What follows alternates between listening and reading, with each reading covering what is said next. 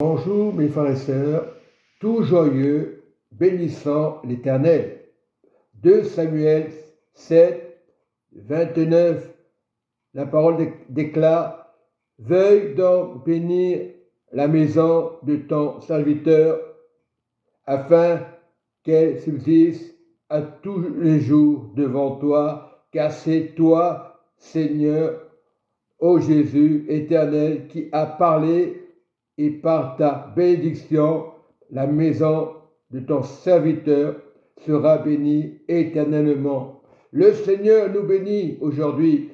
Le Saint-Esprit a parlé. Ô Saint-Esprit, tu as dit, veuille donc bénir nos maisons, afin qu'elles subsistent toujours devant toi, Seigneur, car c'est toi, Seigneur, toi éternel, qui as parlé, et par ta bouche, par ta bénédiction, à la maison de ta servante, de ton serviteur, sera bénie éternellement. Si nous marchons vraiment dans le Seigneur, si nous cherchons la grâce de Dieu, peu importe autour de toi, peu importe les mauvaises nouvelles, peu importe les guerres, le Seigneur te dit aujourd'hui, reviens au Seigneur. Il est temps de revenir, comme dit la parole dans 2 Chroniques 7, 14. Revenez au Seigneur, abandonnez le péché.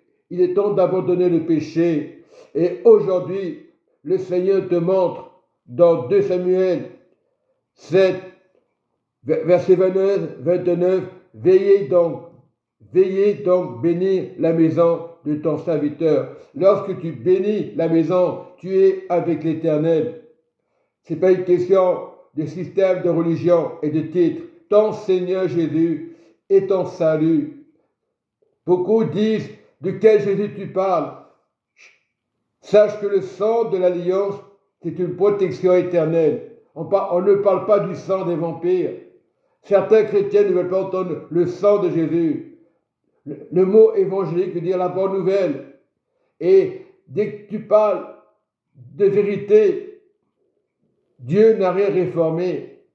Il n'y a pas eu de réforme. Dieu a établi une vérité, que la parole de Dieu. Il n'a pas insulté les catholiques, ni les protestants, ni les musulmans. Il te dit, le Seigneur aujourd'hui, accroche-toi à la parole, au rouleau. Mange la parole de Dieu. Il ne veut pas dire manger, il veut dire mets-la dans ton cœur, mets-la dans tes pensées, dans tes oreilles. Oui, dans ta bouche, afin de donner victoire, dans ton nez, afin de sentir la présence du Seigneur. Le Saint-Esprit n'est pas n'importe quoi. Beaucoup diront aujourd'hui des religions, oh le Saint-Esprit, on nous a trompés. Beaucoup de chrétiens disent pareil, mais c'est à l'alliance du sang de Jésus. Et Jésus ne peut pas mentir. Il te dit veuille donc bénir dans ton cœur, afin qu'elle subsiste toujours dans ton cœur. Oui, par la foi et non par la vue. Sache que le Seigneur, tu le verras là-haut. Tu te verras tel que tu es, là-haut. Mais tu es sur la terre. Tu ne peux pas deviner les choses. Mais le Seigneur est vivant, je vous le dis. Donc, gardons espoir.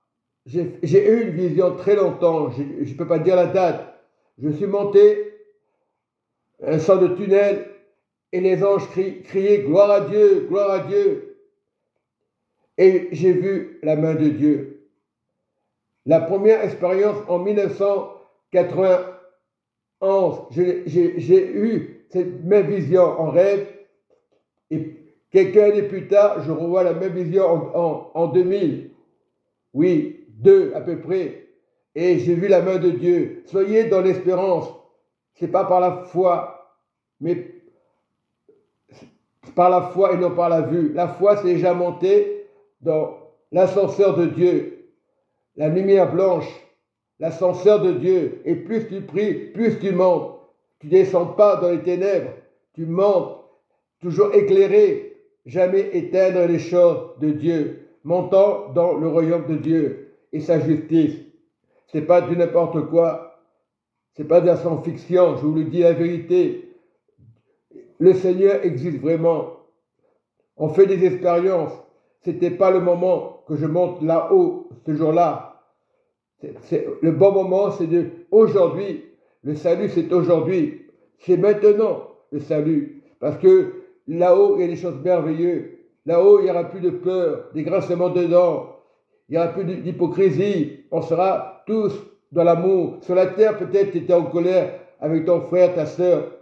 Tu avais des batailles. C'est normal, Satan attaque la vérité. Il ne peut pas l'attaquer parce que la vérité nous rend libres. Sur la terre, on vit des moments difficiles, des maladies. C'est rien du tout. Mais là-haut, il y a des choses merveilleuses. N'aie pas peur de la mort. Jésus est jusqu'à la fin de ta vie. Il restera jusqu'à la fin de ta vie pour t'accompagner dans l'ascenseur de Dieu. Cet ascenseur qui va monter en une fraction de seconde, tu seras là-haut. Un jour, c'est 1000 ans.